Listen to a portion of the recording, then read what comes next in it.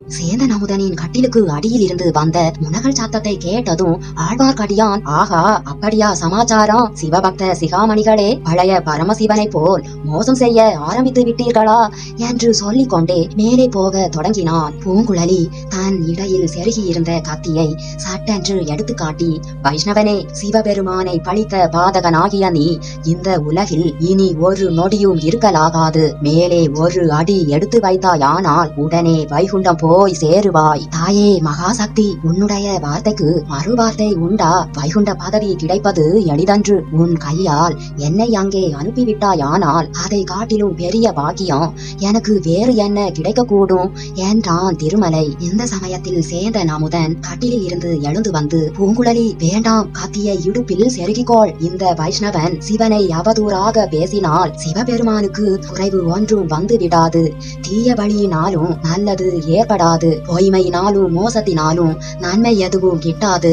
இந்த வைஷ்ணவனிடம் உண்மையை சொல்லி உதவி கேட்போம். இவனும் வந்தியத்தேவனுக்கு சிநேகிதன் தானே என்றான் சேந்தன் அமுதன். அப்படி வாருங்கள் வழிக்கு. கபட நாடக கிருஷ்ண பரமாத்மாவின் அடியார்க்கு அடியேனை கேவலம் சிவபக்தர்களால் ஏமாற்ற முடியுமா? கருணாமூர்த்தியான ஸ்ரீமத் நாராயணனை சரணாகதி என்று அடைந்தால் அவர் அவசியம் காப்பாற்றி அருளுவார்.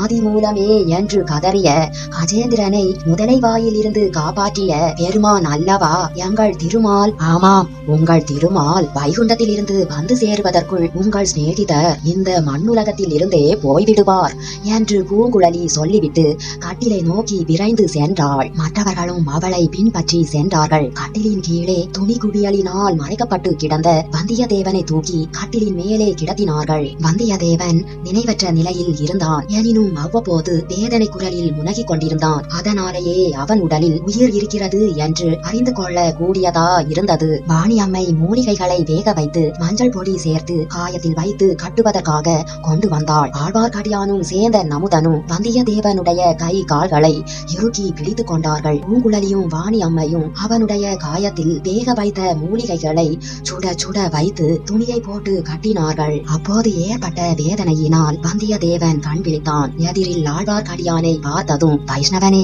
இப்படி வஞ்சம் செய்து விட்டாயே, இங்கே என்னை வர சொல்லிவிட்டு பின்னோடு என்னை கொள்வதற்கு ஆள் அனுப்பி விட்டாயா என்று குளறிவிட்டு மறுபடியும் நினைவிழந்தான். ஆழ்வார்க்கடியான் முகத்தில் மனசங்கடத்தின் அறிகுறி தென்பட்டது. அரை நினைவான நிலையில் வந்தியத்தேவன் கூறிய வார்த்தைகள் சேந்தன் அமுதன் பூங்குழலி இவர்களுக்கு தன்னை பற்றி மறுபடியும் சந்தேகத்தை உண்டாக்கி இருக்கும் என்று எண்ணி அவர்கள் முகத்தை பார்த்தான். பூங்குழலியின் முகத்தில் பூத்திருந்த புன்னகை அவனுக்கு சிறிது தைரியத்தை ஏற்படுத்தியது. வைஷ்ணவரே, வந்தியத்தேவரை நீர்தான் இங்கே அனுப்பி வைத்தீரா என்று கேட்டாள். ஆம் தாயே, ஆனால் இவனை கொள்வதற்கு பின்னோடு நான் யாரையும் அனுப்பி வைக்கவில்லை. வைஷ்ணவரே, அது இருக்கட்டும், இங்கு எதற்காக இவரை அனுப்பினீர் என்று பூங்குழலி கேட்டாள். தாயே, தப்பி ஓடி செல்வதற்காக அனுப்பினேன். இந்த நந்தவனத்துக்கு பக்கத்தில் அவனுக்காகவும் அவன் நண்பனுக்காகவும் 2 குதிரைகளை தயாராய் வைத்திருந்தேன். வைஷ்ணவரே, பின்னே அவர் தப்பி ஓடவில்லை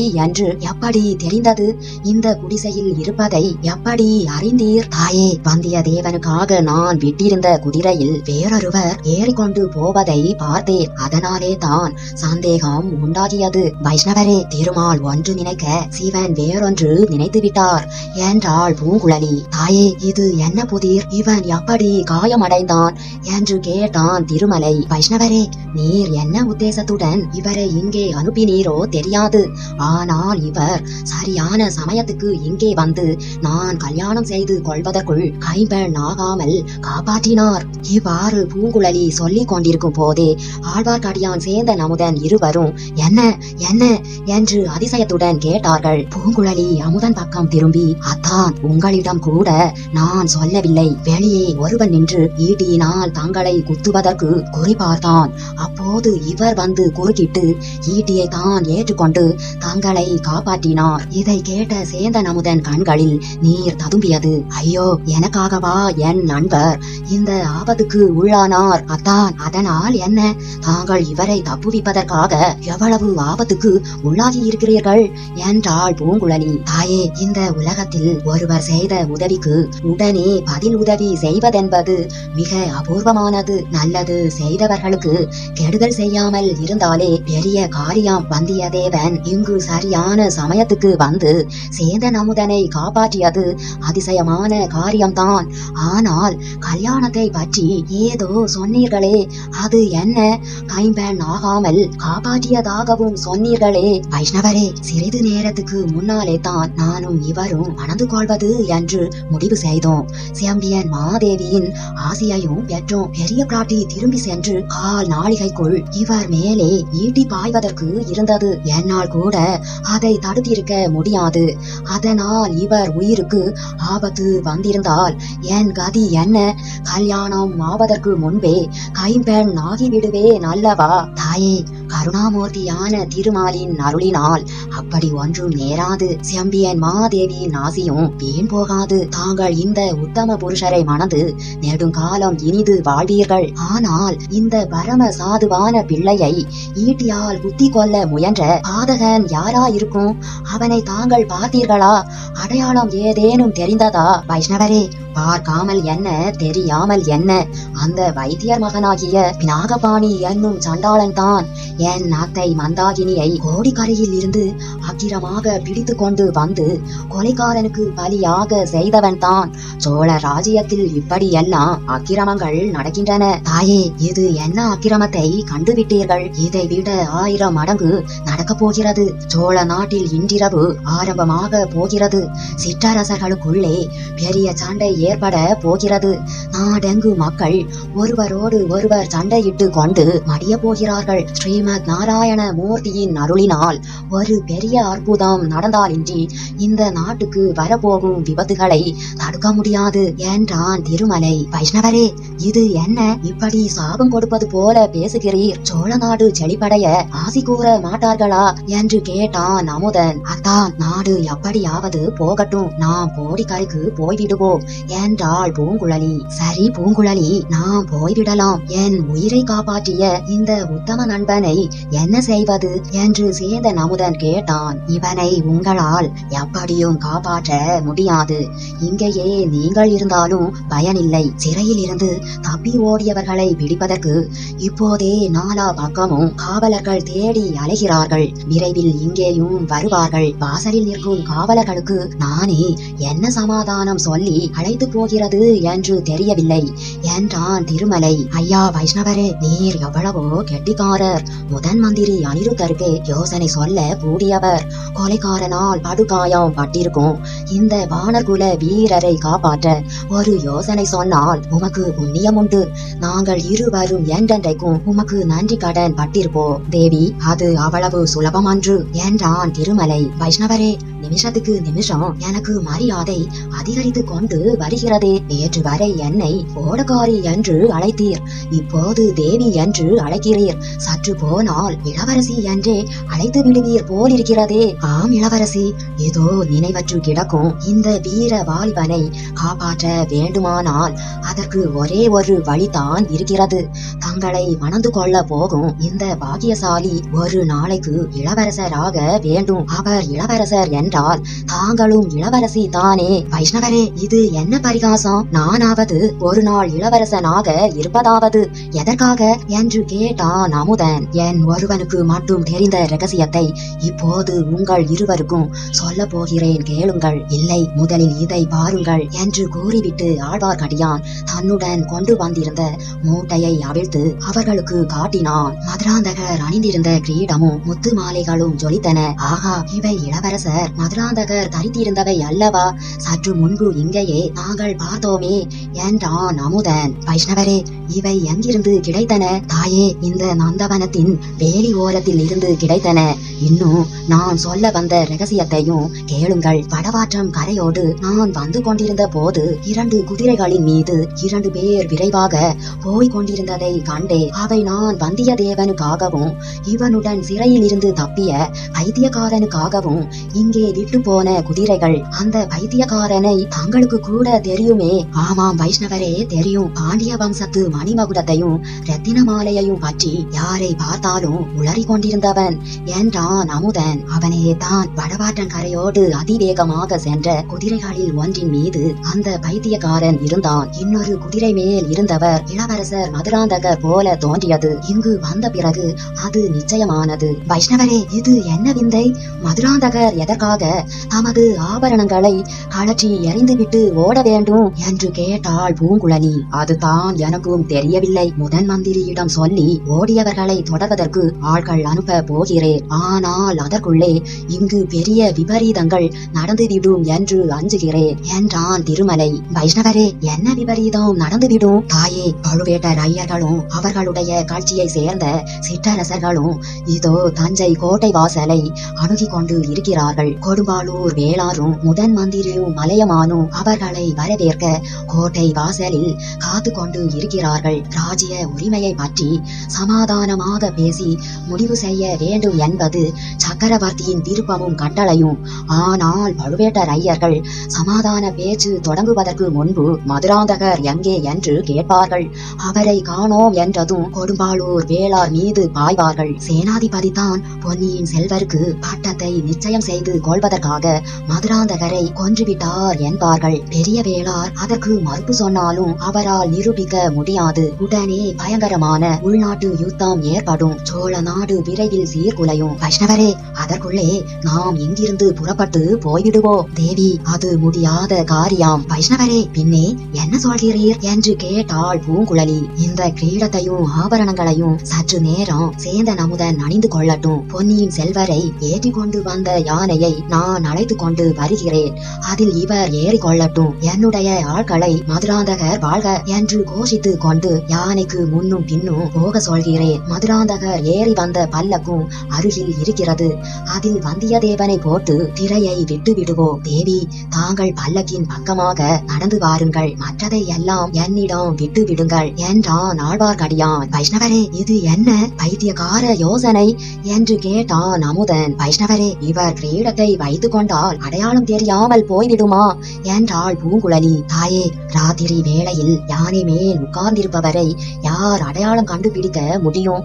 சந்தேகம் ஏற்பட்டால் அல்லவா கூர்ந்து பார்க்க போகிறார்கள். உங்களுடனே நானும் வரப்போகிறேன். உங்கள் எல்லோரையும் கோட்டைக்குள் முதன் மந்திரியின் வீட்டில் பத்திரமாக கொண்டு போய் சேர்ப்பது என் பொறுப்பு. இந்த வானகுலத்து வீரனை காப்பாற்றுவதற்கு வேறு வழி ஒன்றும் இல்லை. இன்னும் சிறிது நேரம் விவாதம் செய்த பிறகு சேந்தன் அமுதனும் பூங்குழலியும் ஆழ்வார்க்கடியானுடைய யோசனைக்கு இணங்கினார்கள். சேந்தன் அமுதன் யானை மேல் ஏறி தஞ்சாவூர் கோட்டையை நோக்கி சென்று கொண்டிருக்கும் போது பழுவேட்டரையர்களும் சம்புவரையர் கோஷ்டிகளும் தஞ்சை கோட்டை வாசலை அணுகினார்கள். சோழ நாட்டு தனாதிகாரி இறைவிதிக்கும் தேவர் 36 போர்க்களங்களில் 64 விழுப்புண் பெற்ற வீராதி வீரர் பெரிய பழுவேட்டரையர் விஜயமாகிறார் என்பது போன்ற விருதுகளை ஒவ்வொரு சிற்றரசர்களுக்காகவும் கட்டியம் கூறுவோர் கர்ஜித்து முழங்கினார்கள். அவ்விதமே கொடும்பாளூர் வேளார், திருக்கோவலூர் மலையமான் முதலியோருக்கு விருதுகள் முழங்கப்பட்டன.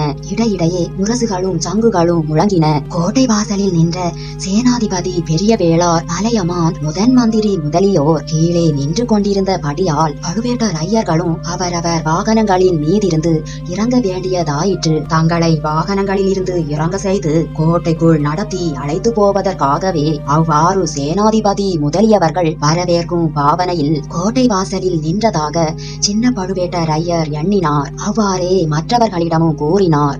சேனாதிபதி கோஷ்டியாருடன் பேசும் பொறுப்பை தம்மிடமே விட்டுவிடும்படி கேட்டுக்கொண்டார். பெரிய வேளாரும் மற்றவர்களும் வருகிறவர்களுடன் சிறிது நேரம் பேச வேண்டி இருக்கலாம் என்று எதிர்பார்த்தார்கள். ஆகையால் கோட்டை வாசலை மறித்து நில்லாமல் சற்று அப்பால் இருந்த கொடிமரத்து மைதானத்தில் நின்று கொண்டிருந்தார்கள். சிற்றரசர்கள் வாகனங்களில் இருந்து அவர்களை அணுகி வந்ததும் சேனாதிபதி பெரிய வேளார், வருக வருக, சோழ ராஜ்யத்தை தாங்கி நிற்கும் சிற்றரசர்களே வருக. உங்கள் வரவினால் சோழ ராஜ்யத்துக்கும் சோழ குலத்துக்கும் நன்மை உண்டாகுக என்றார். உடனே சின்ன பழுவேட்டரையர், ஆமையா, எங்கள் வருகையினால் சோழ ராஜ்யத்துக்கு நன்மை உண்டாகுக, அதுபோலவே தங்கள் போகையினாலும் நன்மை விளைக என்றதும் பெரிய வேளாரின் கண்கள் சிவந்தன. ஐயா, சோழ ராஜ்யத்தின் செழிப்புக்காகவும் சோழ குலத்தின் புகழுக்காகவும் நாலா திசைகளிலும் போவது தான் கொடும்பாளூர் வேளார் குலத்தின் வழக்கம். என் அருமை சகோதரன் பராந்தகன் சிறிய வேளான் ஈழத்து போர்க்களத்தில் உயிர் நீத்ததை உலகமெல்லாம் அறியும். நானும் சில நாளைக்கு முன்பு வரை ஈழ நாட்டிலே தான் இருந்தேன். குண்டு சாட்டியில் குதிரை ஓட்டும் கலையை எங்கள் குலத்தார் அறிய மாட்டார்கள். கோட்டை சுவர்களுக்குள்ளே பத்திரமாக இருந்து கொண்டு அரண்மனை அந்த புறங்களையும் பொக்கிஷ நிலவரைகளையும் காத்து கொண்டிருக்கும் வழக்கமும் எங்களுக்கு இல்லை. உங்கள் வருகையினாலும் என்னுடைய போகையினாலும் சோழகுலம் நன்மையுறுவது உறுதியானால் பின்னர் ஒரு நொடியும் இங்கு நிற்க மாட்டேன் என்று பெரிய வேளார் கர்ஜித்தார். இந்த சமயம் முதன் மந்திரி அனிருத்தர் தலையிட்டு, மன்னர்குல தோன்றல்களே, உங்கள் எல்லோருடைய வரவும் சோழ நாட்டிற்கு நன்மையே தரும் என்பதில் சந்தேகம் என்ன? நீங்கள் ஒவ்வொருவருமே சோழ ராஜ்யத்தின் மேன்மை கருதி தலைமுறையாக பாடுபட்டவர்கள். சோழ குலத்துக்கு உயிரை கொடுத்தவர்கள் உங்கள் ஒவ்வொருவருடைய பரம்பரையிலும் உண்டு. இப்போதும் இனி எப்போதும் சோழ நாட்டுக்கு உங்கள் கூட்டுறவும் பணியும் தேவையா இருக்கும். இதனாலேயே பராந்தக சுந்தர சோழ சக்கரவர்த்தி உங்களுக்குள் நேர்ந்துள்ள வேற்றுமையை குறித்து வருந்துகிறார். தமது அருமை புதல்வர் வீரபாண்டியன் தலை கொண்ட வீராதி வீரர் ஆதித்த கரிகாலர் அகால மரணம் அடைந்த பெரும் துயரத்தையும் மறந்து உங்களை எல்லாம் ஒருமிக்க அழைத்திருக்கிறார். பட்டத்து உரிமை பற்றியும் மற்ற எல்லா பிரச்சனைகளை பற்றியும் சக்கரவர்த்தியின் முன்னிலையில் சமாதானமாக பேசி முடிவு செய்து கொள்ளலாம். மன்னர் பெருமக்களே, உங்களை எல்லாம் பெரிதும் வேண்டிக் கொள்கிறேன். மூத்த புதல்வரை பறிகொடுத்து துயரத்தில் ஆழ்ந்திருக்கும் சக்கரவர்த்தியின் உள்ளத்தை உங்கள் பூசல்களினால் புண்படுத்தாதீர்கள் என்று கேட்டுக்கொண்டார். இந்த வார்த்தைகள் அங்கே கூடியிருந்த எல்லோருடைய மனதிலும் தைத்தன. தங்களுடைய சொந்த கோபதாபங்களை எல்லாம் வெளிப்படுத்தி கொள்வதற்கு இது தக்க சமயம் அல்ல என்பதை உணர்ந்தார்கள். உடனே சின்ன பழுவேட்டரையர், முதன் மந்திரி, சக்கரவர்த்தியின் விருப்பத்தின்படி நாங்கள் நடந்து கொள்ள சித்தமா இருக்கிறோம். சக்கரவர்த்தியின் தரிசனம் எங்களுக்கு எப்போது கிடைக்கும்? இன்று இரவே பார்க்க முடியுமா? சக்கரவர்த்தியின் விருப்பத்தை அவருடைய வாய்மொழியாக நேரில் தெரிந்து கொள்ள விரும்புகிறோம். தளபதி, தங்கள் விருப்பம் நியாயமான விருப்பம்தான். அது நிறைவேறும் என்பதிலும் சந்தேகமில்லை. ஆனால் சக்கரவர்த்தியின் உடல்நிலையும் மனநிலையும் நீங்கள் எல்லோரும் அறிந்தவை. இரவு வந்தால் சக்கரவர்த்தியின் உடல் வேதனையும் மனவேதனையும் அதிகமாகின்றன. மேலும் சிற்றரசர்களுடன் பட்டத்து உரிமையை பற்றி பேசுவதற்கு முன்னால் சக்கரவர்த்தி செம்பியன் மாதேவியுடன் முடிவாக பேச விரும்புகிறார். அவருடைய மனதை மாற்ற ஒரு கடைசி முயற்சி செய்ய விரும்புகிறார். எதன் பொருட்டு என்பது உங்களுக்கு தெரியும். ஆகையால் நாளை பகல் முடிவதற்குள்ளே சக்கரவர்த்தி உங்களை எல்லாம் அழைப்பார். இன்று இரவு நீங்கள் எல்லோரும் கோட்டைக்குள் வந்து அவரவர்களுடைய அரண்மனையில் நிம்மதியாக இருக்க வேண்டும் என்று விரும்புகிறார். கோட்டைக்குள் அரண்மனை இல்லாதவர்களுக்கு வேண்டிய வசதிகள் செய்து கொடுக்கும்படி பெரிய வேளாருக்கு கட்டளை இட்டிருக்கிறார். மறுபடியும் சின்ன பழுவேட்டரையர் குறுக்கிட்டு, முதன் மந்திரி, எங்களுக்கு தங்கும் வசதிகள் தேவையில்லை. போர் களங்களில் திறந்த வெளியில் இருக்க பயின்றவர்கள். சக்கரவர்த்தி எங்களை நாளைக்கு தான் பார்க்க போகிறார் என்றால் இன்றிரவு கோட்டைக்குள் நாங்கள் வர வேண்டிய அவசியம் என்ன?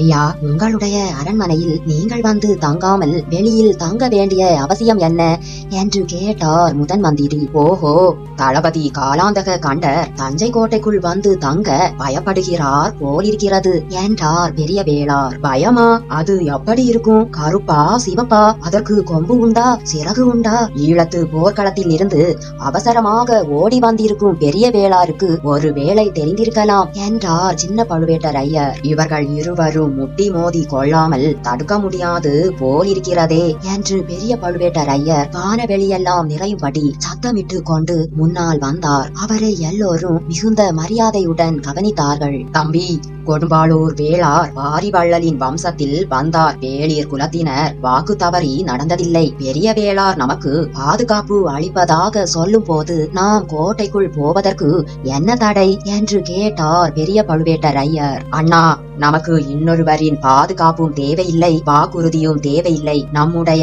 உடைவாள்களும் 30,000 வீரர்களின் வேல்களும் இருக்கின்றன.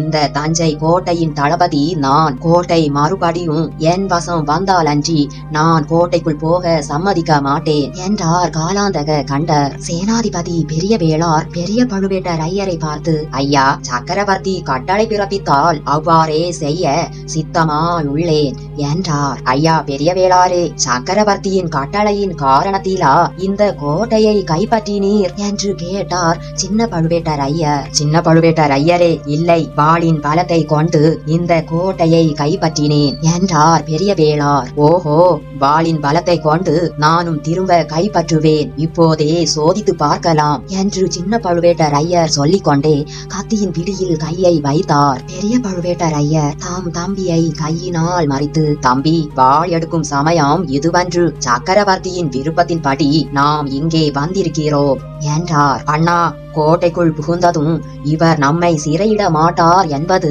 என்ன நிச்சயம்? சக்கரவர்த்தியின் கட்டளையை எதிர்பாராமல் திடீரென்று கோட்டையை தாக்கி கைப்பற்றியவரை எப்படி நம்ப சொல்கிறீர்கள் என்று கேட்டார் சின்ன பழுவேட்டரையர். தம்பி, இவரை நம்பித்தானே நம்முடைய பெண் பிள்ளைகளை இந்த கோட்டையில் விட்டுவிட்டு நீ வெளியேறினாய், இளவரசர் மதுராந்தகரையும் விட்டுவிட்டு கிளம்பினாய் என்றார் பெரியவர். அண்ணா, அது தவறோ என்று இப்போது சந்தேகப்படுகிறேன். மதுராந்தகருக்கு மட்டும் ஒரு சிறு தீங்கு நேர்ந்திருக்கட்டும், கொடும்பாளூர் குலத்தை அடிவேரோடு அழித்துவிட்டு மறு காரியம் பார்ப்பேன் என்று சத்தம் போட்டார் சின்ன பழுவேட்டரையர். இதுவரையில் அலட்சியமாக பேசி வந்த சேனாதிபதி பூதி விக்ரமகேசரிக்கு இப்போது கடும் கோபம் வந்துவிட்டது. அந்த இடத்தில் ஒரு பெரிய விபரீதமான மோதல் அடுத்த நொடியே ஏற்பட்டிருக்க கூடும்.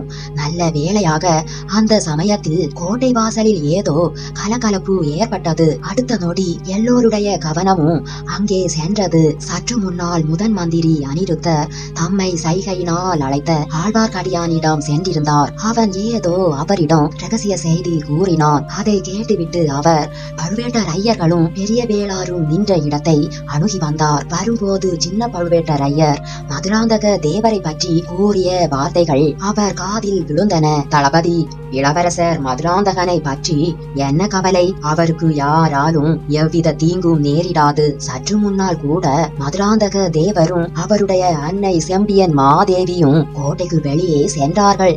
திருக்கோயிலுக்கு புஷ்பகைங்கரியம் செய்யும் சேந்த நமுதனை பார்க்க போயிருந்தார்கள் என்று முதன் மந்திரி கூறுவதற்குள் காலாந்தக கண்டர் குறுக்கிட்டார். ஆமாம், தாயும் மகனும் கோட்டைக்கு வெளியே சென்றார்கள். ஆனால் தாய் மட்டும்தான் கோட்டைக்குள் திரும்பி வந்தார் என்றார் சின்ன பழுவேட்டரையர். ஆகா, அது உங்களுக்கு எப்படி தெரிந்தது என்றார் முதன் மந்திரி. முதன் மந்திரி, உங்களிடம் மட்டும்தான் கெட்டிக்கார ஒற்றர்கள் உண்டு என்று நினைத்தீர்களா? வெளியே சென்ற மதுராந்தக தேவர் திரும்ப கோட்டைக்குள்ளே வரவில்லை. அதன் காரணத்தை நான் அறிய வேண்டும் என்றார் சின்ன பழுவேட்டரையர். முதன் மந்திரியின் முகத்தில் புன்னகை மலர்ந்தது. அதே சமயத்தில் கோட்டை வாசலில் இளவரசர் மதுராந்தக தேவர் வாழ்க வாழ்க என்ற கோஷங்கள் எழுந்தன.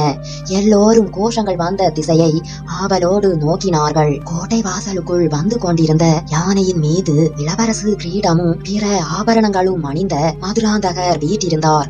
யானைக்கு பக்கத்தில் 3 பல்லக்கு ஒன்று ஊர்ந்து சென்றது. தளபதி, மதுராந்தக தேவர் கோட்டைக்குள் திரும்பி வருவதற்கு சிறிது கால தாமதம் நேர்ந்தது. வாணி அம்மையின் மகன் சேந்த நமுதன் குதிரையில் இருந்து கீழே விழுந்து படுகாயம் அடைந்திருக்கிறான். அவனை பல்லக்கில் ஏற்றி கோட்டைக்குள் அழைத்து வரும்படியாக செம்பியன் மாதேவி சொல்லிவிட்டு முன்னால் சென்று விட்டார். அன்னையின் விருப்பத்தை மகன் நிறைவேற்றி வைக்கிறார். அமுதனை பல்லக்கில் ஏற்றி கொண்டு தாம் யானை மீது செல்கிறார். விரைவிலே மகுடாபிஷேகம் நடக்கும் போது பட்டத்து யானை மீது ஊர்வலம் வர வேண்டியிருக்கும் அல்லவா? அதற்கு இப்போதே ஒத்திகை செய்து கொள்கிறார் என்றார் முதன் மந்திரி அனிருத்தர்.